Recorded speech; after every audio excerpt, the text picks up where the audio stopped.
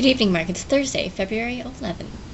So yesterday in my professional development class, we threw a surprise birthday party for our instructor, and so for quite some time my belly was full of sweet and delicious things like candy and cake and ice cream, and now it's just full of yummy sandwich because it's actually early afternoon and I just had lunch.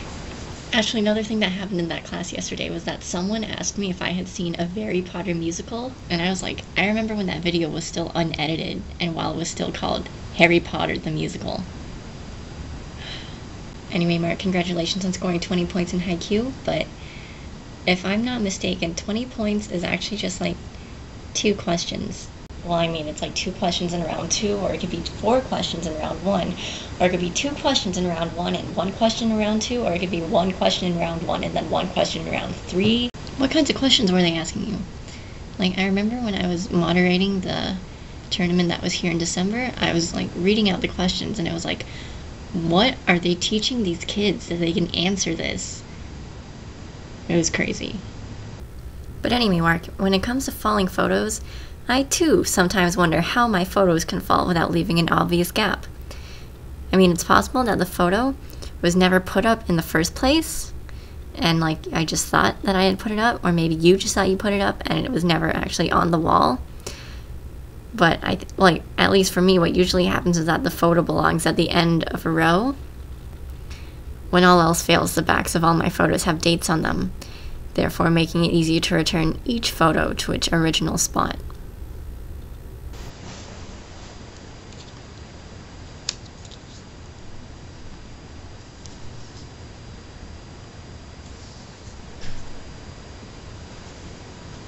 In regard to finding you a new hobby, I don't have any for you at the moment.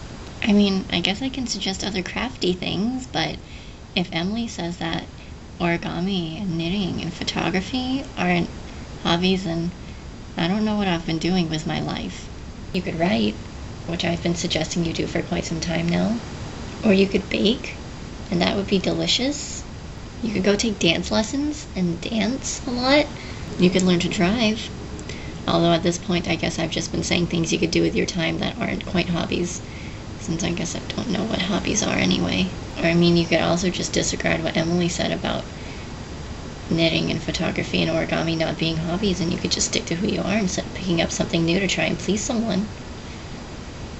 But while we're kind of sort of on the topic of knitting, and this is kind of interesting because I had been intending on asking you this anyway, but do you have any yarn left over from the whole bunch that we bought last summer? Because I might want some.